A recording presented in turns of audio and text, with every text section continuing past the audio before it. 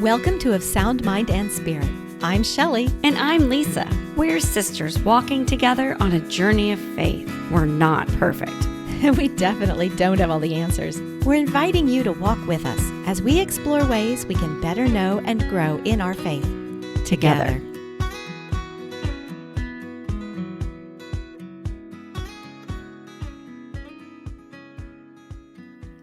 Welcome back to another episode from Of Sound Mind and Spirit. I'm Shelly. And I'm Lisa. And we welcome you back to listening. Thanks for being here. Here in the really, really hot Texas, it's the end of summer. Well, August, which for us is end of summer, because school is about to start. And I don't know about you, Shell, but I traveled this summer. Yes, we did too. And there's something that really struck me as I walked back into my house after being gone on vacation with the family. And that was all the stuff everywhere in my house. After being in these, clean, not cluttered, hotels or condos. And then you walk back in and you're like, oh. How about you? Did you have that experience? Absolutely. Yeah, I did, actually. It's funny you brought that up because we spent 10 days traveling for baseball again and stayed in a 2-bedroom condo. And it was wonderful how simple it was because we brought everything that we needed, not wanted, but needed with us. And it was so easy to come back at the end of the day and everything had a place to put in it. All our clothes were in a drawer, uniforms hung up, and there was a place for everything and everything went in its place at the end of the night. So it was very easy to find things the next day. And I find that when I'm traveling like that, especially if we're staying in a condo or a house rented, that there's just so much extra space and that empty closet, stuff like that. And it helps my mind just relax. When I walk around my house normally, I just see projects everywhere. I need to do that. Oh, I need to fix that. Okay, I need to put that away. Oh my gosh, there's still laundry sitting out. Dishes in the sink. There's just stuff. Kind of a constant state of agitation. Right. Or it's hard to relax because you're just, I just really, and maybe I just need to get over it, but I really struggle with being peaceful and calm when I constantly feel like there's things I need to be tackling. Stacks. Mm-hmm. So today we should talk about dealing with the clutter in our lives. The problem with this topic, there's a real problem with us. What you're going to tell me, what is it? Yeah. Neither one of us knows how to do this. Hey, in my mind, I have a perfect house. Then I open my eyes and I see reality. I was going to say, in my mind, I have a perfect plan for how to do this, but the execution of it is kind of what gets me. Well, at least you have a plan. Well, in my head. I walk into a room and I go, okay, I'm going to tackle this room. I'm going to tackle these things. And then I start to, and I get stymied. Mm-hmm. Or I get stuck, or, it's the snowball effect. Okay, well, I'm going to move these books. I'm going to put these books in the bookcase. I go to the bookcase. The bookcase is full. It's stuffed. It's overflowing. Okay, well, I'm going to sort out the books I'm not going to read anymore. I don't need anymore. And the next thing you know, I'm either reading the book or I'm remembering why I bought the book or who gifted it to me or that this book is, first edition signed. I'm not going to get rid of that. And, but I remember, nuh-uh. And now I don't get rid of any of the books. Mm-hmm. And guess what everybody likes to give me for presents? I know better than to give you books. You do, but I still get everybody books. Else. Because I love books. I know. So. Well, my husband likes to tell me that I don't have a clutter problem. I have a purchasing problem. So I actually... Shopping therapy? Shopping therapy. Yes. I actually do really well at purging. I'm really good at... Actually, I have a huge stack in the garage. It takes me forever to get it out of the garage into the donation centers. But I'm really good at taking down the clothes that I don't wear anymore or shoes that don't fit or something happen, whatever. The problem is then when I do open space up on my bookshelf in my closet, I'm like, oh, now I can buy that cute little outfit that I was seeing So he says, you've got to stop replacing everything you get rid of. That's what he tells me. I think part of that, though, is that you go shopping with other people. Like you go shopping with mom or with our sister-in-law, and y'all have a really good time. It's a social event for you too. So Yes. that's fun. And yes, you want to buy all the things.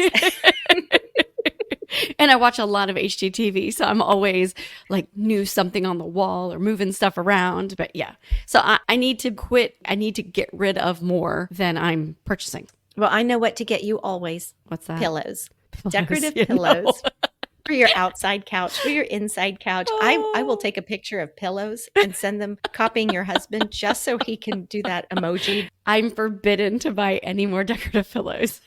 which is why I give them to you now. That is so funny. Don't do that. But you and I were talking about this before, but what is it about midlife and this time period that we're in? I feel like it's worse right now. And I don't know if that's just me or if this is, kind of a stage in life. I think so because, and this is just me, but when we were younger, I mean, think about it. When we first got married and we moved in, We didn't have as much stuff. we really didn't, and people gave us things. We talked about when we got married and how when we got married, not like today's getting married, but when we got married almost 30 years ago, you registered for all the beautiful things. You registered for the china and you registered for the silverware. And You also got the fancy towels that we would never use because they were too nice. Or is I that just remember us? that. The plush I did towels. finally use those. And then when you have kids, you get more things. Oh, yeah. But when they're babies, once they've used it, it's easy to pass those things on. Mm-hmm. Until, of course, like me, you have the surprise later baby, and then you have to go out and buy it all over again. Yeah. But I believe me, after that last baby, I gave away all of it, and I've been better about giving away that stuff. So. As the kids grow, you have to buy them new clothes or get new clothes. So you're either passing it on to somebody else or donating it or something because you just only have so much space and they don't need them. They've clearly outgrown them. Oh, y'all used to pass me bonk. I'd pass my oldest clothes to you, then you'd pass it back to me, and then I think I passed it back to you, and you usually got rid of most of that then. And then our sister-in-law would pass boy clothes. You did the boy clothes to her, she'd do the boy clothes to me, and I finally got rid of most of those. So but I don't think I had to buy new clothes for my youngest for 3 years. Yeah. But now the problem is not with your youngest, but like with mine, they don't outgrow stuff because they're fully grown. And I was going to say the other problem is when they were little, you could just go in their rooms and organize and purge and do all the things. Now that they're teenagers, young adults, they don't like it so much if mom comes in the room and starts organizing and purging and going through their things. That's kind of a no-no. So I think part of my issue is that I'm not in control of all this stuff anymore. And control probably is an issue for me. We can talk about that in a whole nother episode. That's another episode. I want to be in control of things. But you don't. Some of it is my husband's stuff. And I obviously can't go through get rid of his stuff either. But it's just different. And then also we're now inheriting stuff. Or, Yes. From other family members who we have a new dining room set that was my husband's grandmother's. When she passed, we also got many of her quilts that she had handmade and, just lots and lots of other things that, of course, you want that come into your home that you now don't have the ability just to get rid of and stuff. So 2 things there before you move on. One of them is that I sometimes worry how I'm modeling the clutter control issue to my daughters who are grown, and one's in her own place and one is soon to be, that if they don't see me making an effort to purge and declutter and keep things clean, what will they learn from that? Because you learn from example. Although you and I were talking about how mom always kept everything very neat and tidy in the home because she had lots of built-ins and closets that things could disappear into. we always, all of our houses growing up had like great closet space. I do remember that. But mom and dad together are both very tidy. Like the closet might have been full, but walking through the house, you wouldn't have known it. Well, I would even say opening the closet, it was organized mostly. And we've talked about having to help mom and dad go through their things when they've moved. And even now, as they're getting older, they're still going through their things. They have a lot of things. I know you and I kind of disagree on this, but that is part of my desire to get rid of stuff is having help them go through all of their things. Helping them go through things makes me want to come home and like throw everything out of my house because it's a lot. It's very overwhelming to me. I don't like it. I will say going through things with mom and dad make me want to start getting a handle on my things better. Okay, a confession time here. Okay.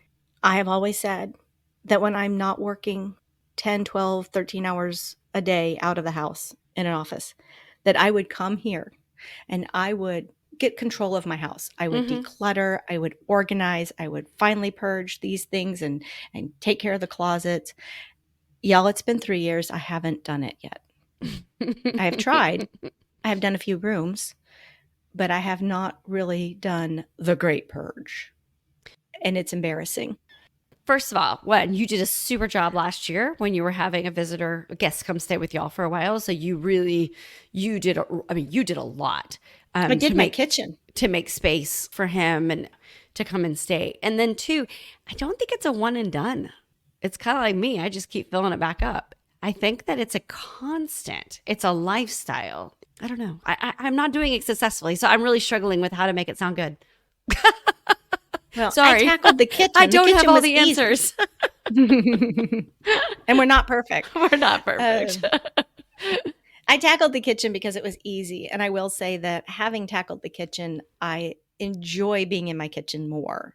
Yes. I didn't 100% finish the kitchen, but it is nicer to go in and empty the dishwasher and there's a place for every glass. Lisa, I got rid of like 37 mugs. I was going to say it's the water bottles, those plastic, like the Yeti cup things, and then the water bottles. And everybody gives you that stuff, which is great. But then you end up with like a million of them. Some of those 37 mugs, I've been judging in the Texas History Fair every year for like 25 years. And before COVID, they used to give you a mug. So I had like 15 to 18 years of mugs and they were all lined up in my kitchen. I did keep 2. And you took because pictures. I like the design. And I took pictures of the rest and then I put them in a box and I took them to a donation facility. So good for you. And I don't miss them as much as I thought I would. No, and I think that touching your things, like not just shoving them in the closet and never looking at them, I think that every time you pull it out and look at it, it gets easier to get rid of. Because the first time, you think of something you haven't seen in forever and you pull it out and you're like, oh my gosh, look at that. Oh, all the memories flood you and you're just kind of overwhelmed with it. And you're like, no, I'm going to save it. I just can't. Right. But then the next time you pull it out, then the next time, you know what I mean? It just gets a little easier. And then finally you're like, you know what? I said I was going to use it. I haven't used it. Maybe it's okay to not have it. I am thinking of that a little more consciously. But I was going to ask you, what kind of stuff accumulates in your house? Paper. Paper. I say that right now as I have a whole lot of paper on my floor in the office to be sorted and filed. So that's really a bane of my existence. I wish I could define it. It would be easy to say, oh, it's books, or oh, it's clothes, or oh, it's... I don't know. It's just like stuff. I have a lot of closets and that's good, but it's bad because I can stuff a lot of stuff in the closets. And so half the time I don't even really know what's in there. And so that's bad because I just keep pushing stuff in. I did clean out a hall closet downstairs and I found 3 like blankets for beds that I'd never opened. So our mom and my mother-in-law had both given me new blankets for my bed for Christmas one year. But then again, it was like, oh, it's too nice. I can't use it. So that it just sits in a closet. I have started asking for gifts, consumables, things that I can use. So one of the travels that I took, I bought a beautiful bar of handmade soap. Oh, I love the scent. And for a long time, for like 2 years, it sat there. I like to look at it. I like to smell it. And I thought, what am I saving it for? Why am I not using it? And so I started using all the things. I was cleaning out the garage 3 years ago. I say cleaning out the garage loosely because, I looked through about 15 boxes. I culled it down to about 8. But I found a tea towel from England that was given to me as a thank you gift when I worked as an archivist back in 1998. And it was still wrapped up in the gift bag, Oh my like gosh. the actual store bag from England that it was in. All of a sudden, I remembered this woman and the work, and I thought, why is this in this box?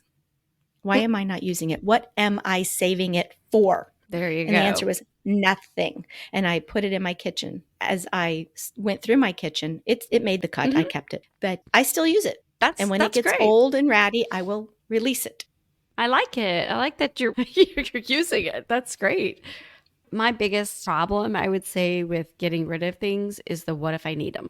And I am terrible at this. And I get this from mom. And mom, I know you're listening and I know you're going to know I get this from you. I get it too. So we've helped our mom clean out more times than I can count because they've moved a bunch.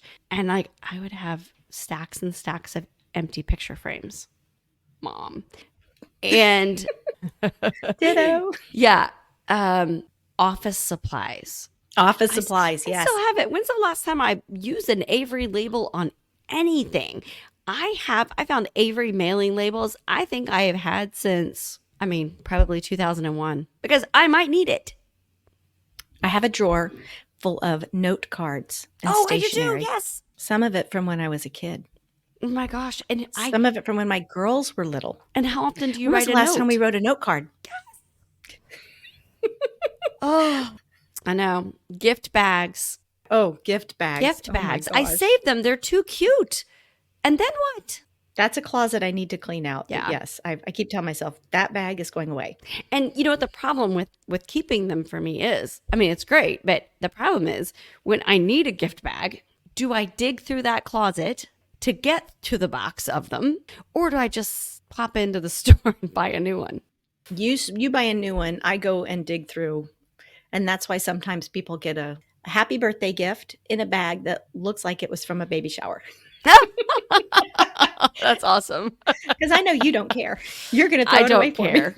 I know I stick it in the closet in the box, but then I never get it back out and use it again. So I know. But I really do. And now after 2020, I have to say, like, I have a lot of toilet paper in my house. I have a little PTSD. I have a lot of canned food. That's because hurricane season is really upon us in Texas. And cleaners. I keep saying, what if? What if? What if I can't get to the store? And I have to get over that. Do you have your hurricane box still in the garage? I don't have. Here in Texas, we are always encouraged to keep our hurricane box. And it's time to go and empty it and refill it, if you know what I mean. Fresh bottled water, propane tanks, things like that you might need if we lost power for 2 weeks. No, I've never kept one in the garage. It's too hot out there. But I do have a box of food and batteries and flashlights. Yes, I do have that. Oh, and if I know you have bottled water that's been refilled, or like empty plastic containers that have been refilled, and they're in your freezer so that, gosh forbid, we do lose power, all your food can be stuffed so tight that it won't unfreeze. Correct. But that's not really what we're talking about No, here. but that is true. Really what we're talking about is possessions. We're talking about things Yeah. that make up our lives, things that we use, things that we accumulate, things that we say, I'm going to use those one day, and then we never do. And why it's so difficult to get rid of that. The easy answer is it's hard work. It's time consuming. It's time consuming. There are much more fun things to do in life than to sort papers and shred them. And then I'm going to say one of the others is the memory lane, the getting stuck. Like you start doing it and then you're consumed with, oh my gosh, look at that. And that's me mostly, because most of my stuff that I keep because it has a memory. Like, where do we go? When we went to Walt Disney World in 2009, and my girls were little, and I made them a little autograph book for all the Disney princesses or Disney characters to sign or stamp their names in. I still have those. Do I need to keep it? How do I let that go? You don't. You box it all up and you give it to them. Yeah, I got a closet. But then, and we very loosely touched on this, and I won't go too deep, but when there's a death in the family and you inherit the entire household immediately. Like a box truck comes down and puts it on your driveway, and you have to get a storage facility or you have to put it in your garage. How do you go through that? And like you said, in stages. We've been through 2 family members where we've inherited boxes and boxes of things. And now I have a lot of, I'll call them family heirlooms. And how do you let go of some of those family heirlooms, especially if they had collectibles or china? I have 3 sets of china.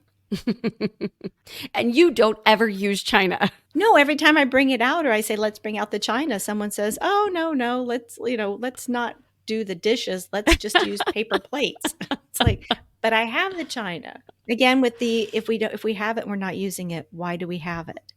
And then I think, well, those were wedding gifts. That's a lot of money, like valuable. But again, I'm getting to the point where I'm asking that question. Someone else could use it. Mm-hmm. And maybe it's time to donate it, or I say sell it, but it's hard to say sell it sometimes. But if there's somebody else that can use a set, if my girls don't want it, then maybe it's time to release it and let it go. I like that. I like that positive way to look at it. That for everything that I'm hanging on to for that what if maybe stage, and it's still in good working order, there's probably somebody else that would benefit from having it if I'm not even using it. You and I have had this discussion about, memories of somebody and what our kids, potential grandkids, they can remember us from all of our stuff, or maybe just a few important pieces. For instance, my mother-in-law just asked me, she's trying to downsize, if I wanted a piece of her jewelry because she'd like me to have something. And I did. I thought of one specific piece of jewelry that she got the year I got married, and she wore to our wedding. And she's worn it ever since. And so that was what I said I would like, because it holds a very special memory for me. I don't think our loved ones want us burdened with their stuff. So I think that we need to find a healthy way to remember them, remember what that object might have meant to them or what it means to us about them.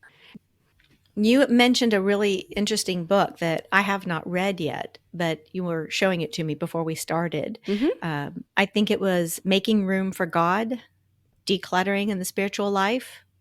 Yes, by Mary Elizabeth Sperry. And I read this book probably 5 or 6, 7 years ago.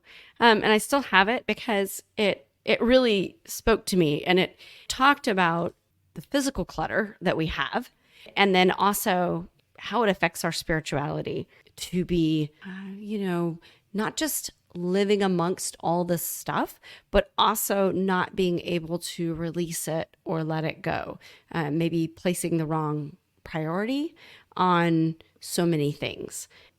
I would love to say that it solved everything for me, and it didn't, but it did help me think about my stuff in a different way. Mm-hmm. You and I were sharing about that before we got on. One of the things you were mentioning how difficult it can be to get rid of things. When she finds it difficult or painful to get rid of objects, she says, "I thank God for the gift of this object and recall with gratitude the memories that the object evokes." I like that. And then she says, "It still won't be easy, but gratitude and prayerful reflection on Christ's love can open my heart and my hands."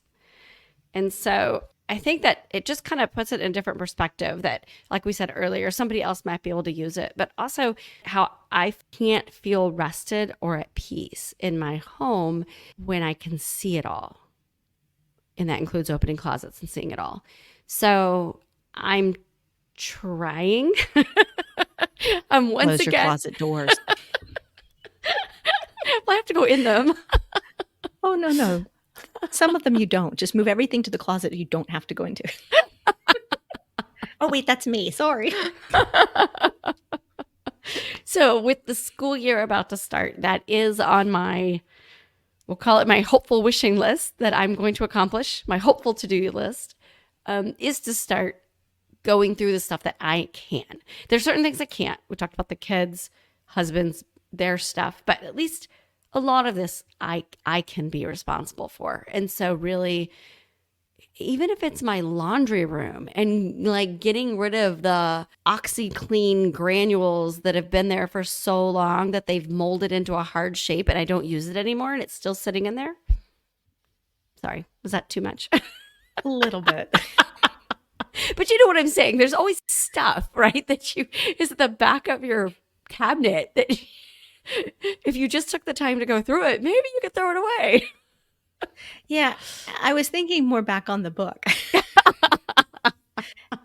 You know, some of the things you shared with me before we started, like how sorting possessions when you're trying to decide what to give away is easiest when you include prayer so that you can, again, tying in together that spirituality versus the Mm-hmm. physicality of getting rid of the clutter in your life and allowing it to be free, like to free you from some of that material objects. So Mm-hmm.